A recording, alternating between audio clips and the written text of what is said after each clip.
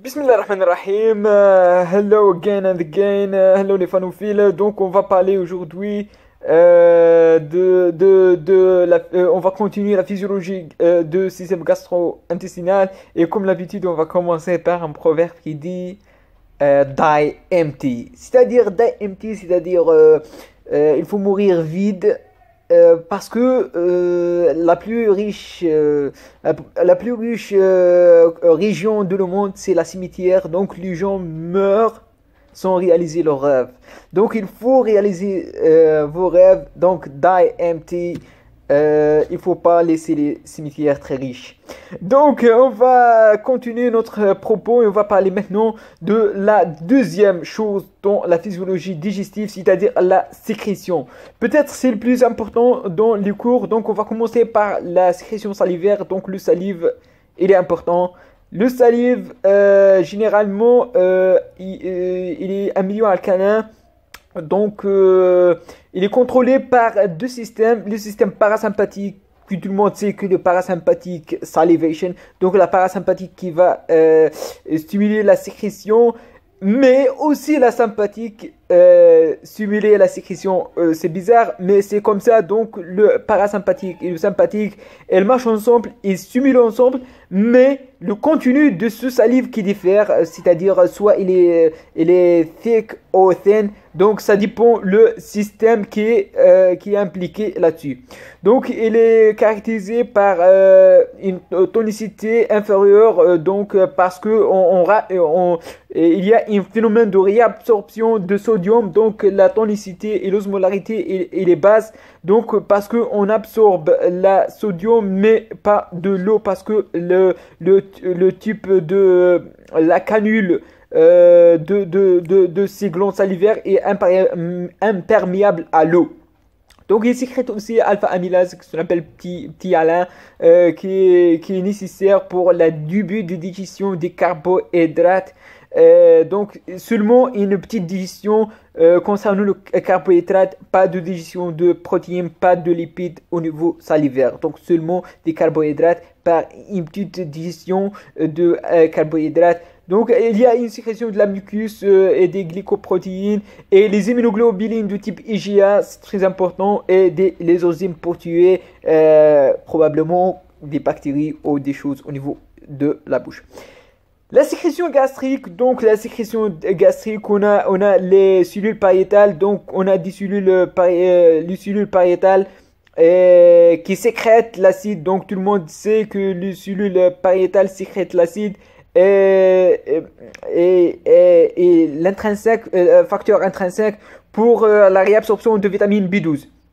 Donc, les cellules principales vont sécréter la pepsinogène pour être convertir en présence de protons en pepsine.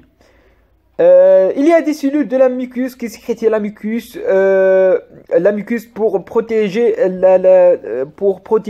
la surface gastrique par un tapis de mucus. L'idée, c'est que la présence, quels est donc les facteurs qui sont stimulés la sécrétion de l'acide, c'est-à-dire de HCl. Bien sûr, c'est la présence soit de stimulation vagale ou bien une stimulation donc par l'étirement. Et quelle est la sécrétion, donc la dissociation gastrique va stimuler la sécrétion de l'acide.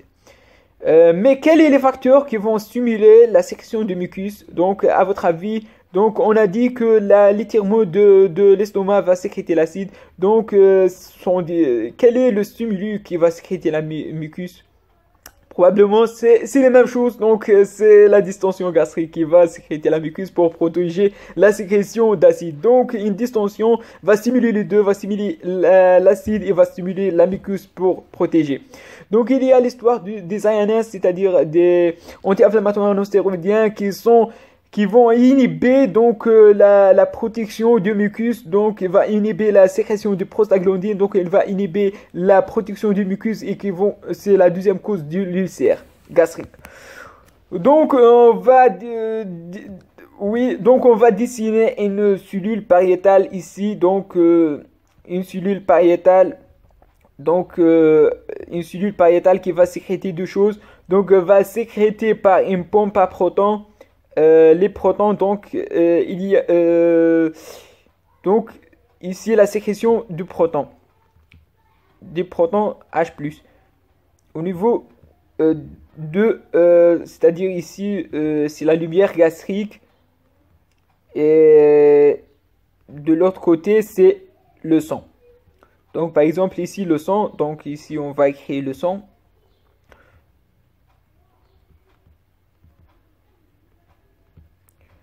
Donc, la sécrétion de l'acide, elle est stimulée par trois choses. Donc, par la gastrine et par l'acétylcholine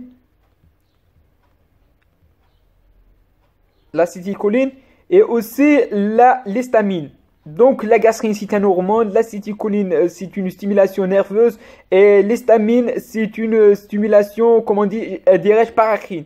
Donc il y a une stimulation nerveuse, stimulation hormonale et stimulation paracrine. Donc les trois choses vont stimuler la pompe à protons pour sécréter l'H+.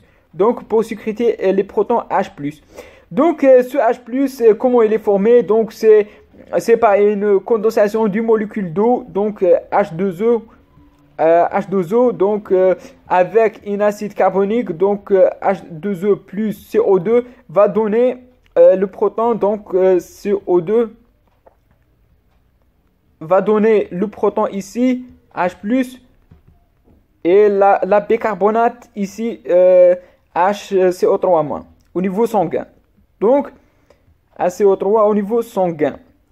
Donc, la perte de l'acide ici, en cas de vomissement, etc. Donc, on va perdre l'acide, on va perdre des protons, on va perdre de protons en cas de vomissement, etc. Donc, on va perdre des protons. Ou en cas de dilution, donc on a augmenté la bicarbonate. Cette bicarbonate qui va donner un alcalose. Donc, alcalose métabolique parce qu'on a perdu d'acide par le vomissement. On a augmenté la bicarbonate. Donc, elle va donner l'alcalose métabolique.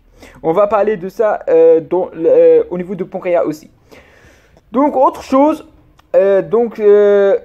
comment on va freiner cette pompe à protons? Tout simplement, physiologiquement, il n'y a que la somatostatine. Donc, la somatostatine, il y a autre, donc, mais principalement la somatostatine va se faire la statine, c'est-à-dire va inhiber cette pompe à protons, statine. Donc en pharmaco, on peut soit on a essayé par les antagonistes de l'histamine, c'est-à-dire la cimétidine, la ranitidine, etc.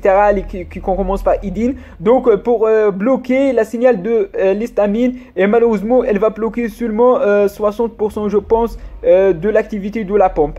Mais dernièrement, on a les dernières classes des EPP, c'est-à-dire des inhibiteurs de la pompe à protons, tels que l'oméprazole, l'onesprazole, donc qui vont inhiber totalement cette pompe à protons. On va parler de ça en cours de pharmacologie. Donc c'est ça l'idée. Donc on va conjuguer une molécule d'eau avec CO2 pour former l'acide H+, les protons, et on va éliminer la bicarbonate au niveau sanguin. L'augmentation de bicarbonate au niveau sanguin va donner un alcalose métabolique. Donc la sécrétion pancréatique, majoritairement, c'est pas neuronal, c'est majoritairement hormonal, c'est-à-dire par la CCK et la sécrétine. La sécrétine va sécréter la bicarbonate, la CCK va sécréter les enzymes pancréatiques. Donc les enzymes pancréatiques, donc on a l'amylase, donc amylase et lipase, donc et l'estérase. Donc les ASE, ce sont des sécrétés en forme active. Donc active pour le A. Donc l'amylase va hydrolyser les chaînes alpha 1,4 liaison alpha 1,4, donc au niveau de l'amidon et du glucogène. Donc mais pas les bêta qui sont trouvés dans d'autres molécules digestives végétales. Donc dans les substances végétales, il n'y a pas le bêta, il n'y a que le alpha 1,4. Pancréatique, lipase donc va libérer deux acides gras libres et un monoglycéride, c'est-à-dire un monoglycéride en C2.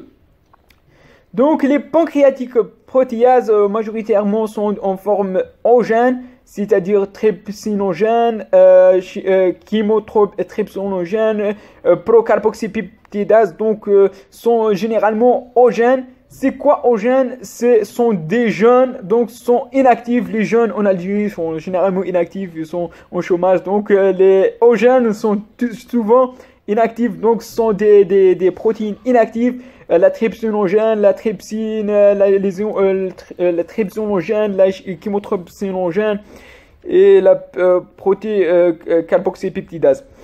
Donc il y a un enzyme, ce qu'on appelle l'entérokinase, qui va activer, aussi appelé l'entéropeptidase, qui va activer la partie en trypsinogène, il va activer en trypsine et la trypsine va activer la suite des protéines catalytiques. Donc la sécrétion biliaire et la micelle et la micelle. Donc c'est quoi une sécrétion les acides biliaires? Donc on a des primaires acides biliaires et les sels biliaires, les biliaires. Donc acide biliaire, les acides biliaires. Donc acide biliaire, l'acide biliaire va être une sel biliaire lorsqu'il est activé, lorsqu'il est conjugué. Donc l'acide cholique et l'acide quinodoxycholique va être conjugué avec une glycine, autre sucre. La glycine c'est une sucre, donc lorsqu'on sucre, il va être salé. C'est la vie, donc en sucre il va être salé. La glycine ou bien un autre molécule c'est la taurine. Donc on va conjuguer, donc lorsqu'on conjugue quelque chose, et elle va être, donc les acides va devenir des sels biliaires. Donc ces sels biliaires sont réabsorbés au niveau de ileum terminal. Donc ileum terminal va absorber les sels biliaires et aussi la vitamine B12, c'est-à-dire c'est nécessaire. Donc au niveau de l'ileum terminal, il y a la B12, il y a les sels biliaires. Si on n'a pas une malabsorption ou il y a une maladie de Crohn au niveau de l'ileum terminal, ou il y a X raison, il y a une section à cause tumorale au niveau sigmoïde, donc on a il n'y a pas cet recyclage entérohépatique, donc on a une malabsorption des lipides. Donc, comment ces sels biliaires va donner une malabsorption des lipides, donc sont nécessaires pour l'absorption des lipides. Comment? Donc, les lipides sont, on sait, si on mélange les lipides sont hydrophobes. Donc, si on mélange l'eau avec les lipides sont en eau et l'eau il bat. Donc, il n'aime pas l'eau et toujours cause des problèmes et il mélange pas. Donc, on a une grosse molécule de lipides. Donc, c'est lipides, donc une grosse molécule de lipides. Et ces gros molécules de lipides, on peut pas l'ingérer, on peut pas réabsorber. Donc, il y a les sels biliaires ici. Les sels biliaires, donc, ils sont des sels entourés par, ils sont conjugués par la glycine. Donc, la glycine est hydrophile. Donc, ils vont faire des petites micelles. Ces petites micelles sont facilement à ingérer, facilement à passer dans la lumière digestive. Donc, c'est ça le rôle, ce qu'on appelle souvent, on parle de émulsifiant. C'est quoi l'émulsifiant? Donc tout bêtement c'est de faire les sels biliaires comme ça. Donc on a terminé. Donc le small intestin, la sécrétion intestinale, elle va sécréter seulement l'eau et certains électrolytes. Donc la sécrétion de l'eau et certains électrolytes. La toxine choléra, donc, elle va activer la protéine GS, c'est-à-dire l'AMP cyclique. L'augmentation de ce AMP cyclique va augmenter les canaux chloriques qui va causer une sécrétion de l'eau et ce qu'on appelle des diarrhées liquides massives. Donc, on est terminé, on est arrivé au bout. Je vous remercie pour votre attention. N'hésitez pas de cliquer sur j'aime, abonner sur ma chaîne, aimer, aider et partager. À la prochaine, Inch'Allah.